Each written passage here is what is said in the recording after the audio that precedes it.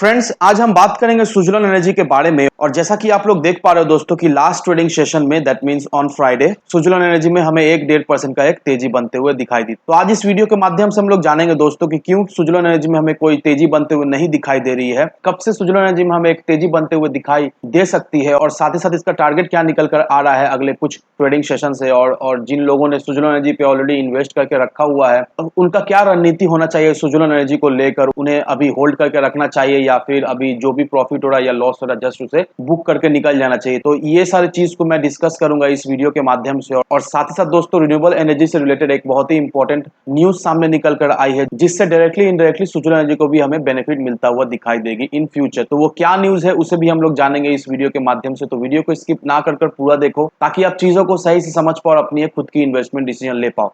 लेकिन दोस्तों, मेरी आपसे एक ही रिक्वेस्ट रहेगी कि चैनल को सब्सक्राइब और वीडियो को जरूर से लाइक कर देना, ताकि आपको इस तरह की अपडेट्स रेगुलर बेसिस पर मिलती रहे। तो चलिए फ्रेंड्स, वीडियो को स्टार्ट करते हैं। तो सबसे पहले अगर इसके फ्राइडे के कारोबार पर नजर डालें तो स्टॉक जो है ओपन हुआ 9 रुपया 35 पैसे में, हाई बनाया इसने 9 रुपया 70 पैसे का, लो बनाया इसने 9 रुपया 30 पैसे का। और वहीं अगर पिछले 5 दिनों के परफॉर्मेंस को देखेंगे दोस्तों, पिछले 5 दिनों से ये स्टॉक हमें सिर्फ और सिर्फ टूटता हुआ ही दिखाई दे रहा है। और वहीं अगर इसके एक महीने के परफॉर्मेंस को देखेंगे दोस्तों, तो एक महीने का भी सेम हालत है, सेम सिचुएशन है। कुछ भी रिटर्न अपने इन्वेस्टर्स को बनाकर नहीं दे रहा है, ये बिल्कुल ही फ्लैट जा रहा है, ना ही कोई तेजी ना ही कोई इसमें गिरावट दिखाई दे रही है। एक महीने में बिल्कुल ही जीरो है, दैट मीन्स पूरा फ्लैट चल रहा है स्टॉक। तो इन्वेस्टर्स इस चीज को लेकर काफी ज्यादा परेशान है, क्योंकि बहुत सारे लोग ऐसे हैं जिन्होंने इसमें ऑलरेडी इन्वेस्ट करके रखा हुआ है और देखा है तो उनका भी पैसा फंस चुका है, क्योंकि ये स्टॉक ना ही ऊपर जा रहा है ना ही नीचे जा रहा है, एक ही रेंज में घूमे जा रहा है काफी दिनों से। दैट मीन्स 9.5 रुपया, 9.40 से 10 रुपया, 10 रुपया 20, 10 रुपया 30 पैसा, बस इसी रेंज में ये स्टॉक हमें कंसोलिडेट करता हुआ दिखाई दे रहा है पिछले एक महीने से। तो ये अपने इन्वेस्टर्स को रिटर्न देने में असफल रहा है। तो अब रहा सवाल ये कि सुजलन एनर्जी में हमें इन्वेस्ट करके रखना सही होगा या नहीं। जो लोग ऑलरेडी सुजलन एनर्जी में इन्वेस्ट करके रखे हुए हैं, उन्हें अभी क्या करना चाहिए, इस करेंट सिचुएशन में उन्हें अभी क्या करना चाहिए, तो इसे भी हम लोग जानेंगे इस वीडियो में। लेकिन सबसे पहले दोस्तों, मैं आपको कुछ न्यूज दिखाना चाहूंगा जिसे देखकर आप समझ पाओगे कि सुजलन एनर्जी में इन्वेस्ट करके रखना सही होगा या नहीं, या फिर किसी भी रिन्यूएबल एनर्जी के स्टॉक में अगर हम लोग इन्वेस्ट करते हैं तो क्या चांसेस है उससे हम प्रॉफिट निकाल सकते हैं या नहीं।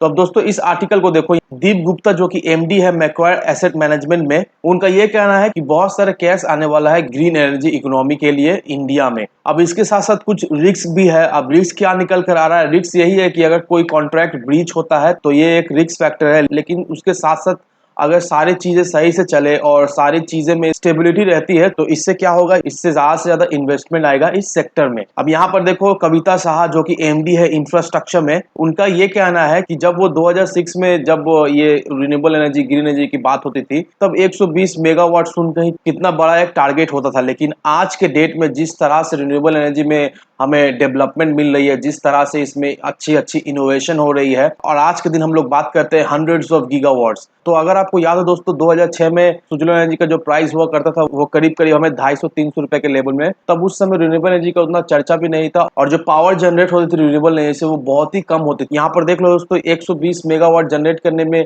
इनको सोचना पड़ता था कि कैसे होगा, कितना टाइम लगेगा। लेकिन आज के डेट में देखो दोस्तों, हंड्रेड्स ऑफ गीगावाट्स जनरेट करना कोई बड़ी बात नहीं होती है, और ये सारे अचीव भी हो जाती है। अब मैं आपको ये इसलिए दिखला रहा हूँ दोस्तों, ताकि आप कंपेयर कर पाओ कि जब सुजलन एनर्जी आई थी तब ना कुछ खास रिन्यूएबल एनर्जी में हमें डेवलपमेंट होते हुए नहीं दिखाई दे रही, लेकिन आज जिस तरह से डेवलपमेंट होते हुए दिखाई दे रही है, जिस तरह से गवर्नमेंट पॉलिसीज ला रही है, स्कीम्स ला रही है, जिस तरह से गवर्नमेंट सपोर्ट देकर खड़ी हुई है रिन्यूएबल एनर्जी को, और जो गवर्नमेंट का जो विजन है 2070 तक पूरी तरीके से जो पावर जनरेट होगा वो रिन्यूएबल एनर्जी से ही होगा। तो ये टारगेट अचीव करने के लिए गवर्नमेंट पूरी तरीके से अपने कोशिश करिए ताकि जल्द से जल्द ये जो टारगेट है वो फुलफिल हो जाए। अब इस आर्टिकल को देखो दोस्तों, यहाँ पर क्या मेंशन किया हुआ है? यहाँ पर यही मेंशन किया हुआ है कि government making efforts to promote use of green energy at airport. अब यहाँ पर जो मिनिस्ट्री ऑफ सिविल एविएशन जो है, उन्होंने ये डिसीजन लिया है कि अब से जो एयरपोर्ट है उसे भी अब जीरो कार्बन एमिशन कर दी जाएगी। दैट मींस एयरपोर्ट में जो ट्रेडिशनली इलेक्ट्रिसिटी यूज होती थी उसे अब रिप्लेस करके